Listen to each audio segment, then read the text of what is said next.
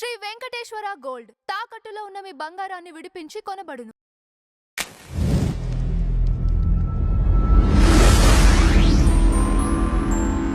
Madam నమస్తే. నమస్తే అండి. మేడం ఏపీలో అన్నదాత సుఖీభవ స్కీమ్ కింద మార్చి 13th నుంచి ఫండ్స్ ఫార్మర్స్ అకౌంట్లోకి వెళ్తున్నాయి అన్నట్లుగా తెలుస్తోంది. దీనికి సంబంధించిన కంప్లీట్ డీటెయిల్స్ ఏంటి? అంటే ఇప్పుడు ఇది 3వ విడత అనుకుంటానండి. ఇంతకుముందు 2 విడతలు వేసేసారు. ఓకే. ఇప్పుడు ఉగాది కానుకగా పరాభవ నామ సంవత్సరం ఉగాది కదా, మనకి 19వ తారీఖు ఉంది. సో అప్పటికి కానుకగా రేపటి నుంచి 13వ తారీఖు నుంచి ఖాతాల్లో పడతాయి డబ్బులు రైతులకి. 14,000 రాష్ట్ర ప్రభుత్వం ఇస్తే 6,000 కిసాన్ మిత్ర కింద కేంద్రం ఇస్తుంది. 2 కలిపి 20,000 చొప్పున ఒక్కొక్క రైతుకి వాళ్ళ ఖాతాలో పడుతుంది. ఇది ఒక సంవత్సరానికి అన్నమాట. కాబట్టి చాలా మంచి న్యూస్ కదా.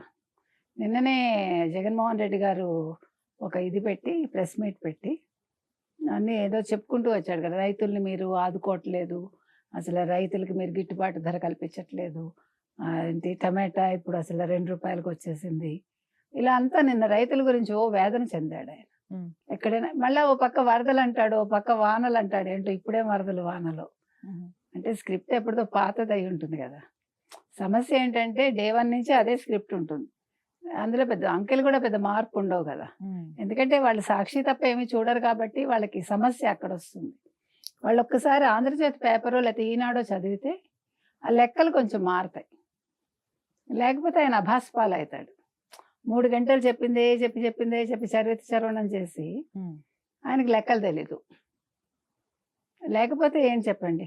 ఇప్పుడు రైతు భరోసా ఇది 3వసారి, మీరు అన్నట్టుగా 3వసారి ఇచ్చేటప్పుడు గతంలో ఎంత ఇచ్చారు, ఇప్పుడు ఎంత ఇస్తారు, ఇంకెంత పెండింగ్ ఉంది అని చెప్తే అయిపోతుంది కదా.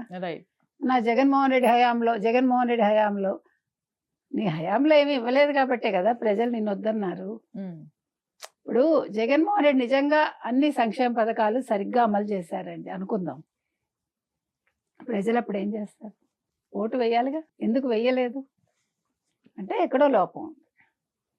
రాష్ట్రాన్ని పట్టించుకోకుండా, రాష్ట్ర అభివృద్ధిని కాంక్షించకుండా, పరిశ్రమలు తరివేసి కొత్త పరిశ్రమలు రానివ్వకుండా చేసి, ఉద్యోగాలు ఇవ్వకుండా, యువతకి ఒక ఫ్యూచర్ లేకుండా చేసి, గంజాయి ప్రదేశ్గా మార్చిన జగన్మోహన్ రెడ్డిని కాదనుకుంటారు కదా ప్రజలు.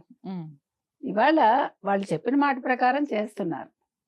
ఇప్పుడు ఈయన అప్పులు చేసి వెళ్ళిపోయాడండి. ప్రతి శాఖలోనూ ఎంతెంత అప్పులు. మన కాగు నివేదికను కూడా వీళ్ళు తప్పు పెట్టారు వైసీపీ వాళ్ళు. వాళ్ళ హయాంలో ఎంత తీసుకున్నారు అప్పు? 34% తీసుకున్నారు 2 నెలలకి.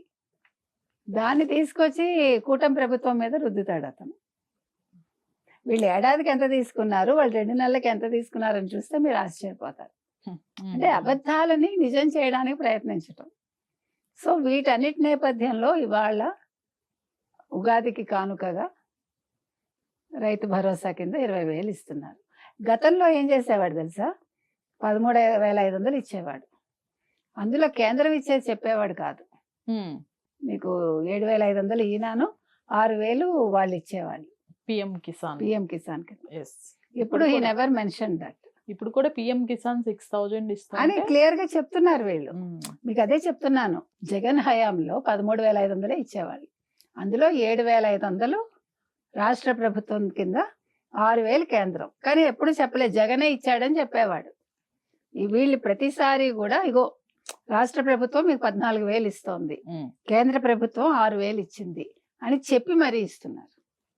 అది కదా ఉండాలి, ట్రాన్స్పరెన్సీ ఉండాలి. నేను చెప్తున్నది అది. కాబట్టి ఇవాళ ఈ పథకాన్ని అమలు చేయడంతో రైతులు హర్షం వ్యక్తం చేస్తున్నారు ఆంధ్రప్రదేశ్లో. రైట్. Thank you.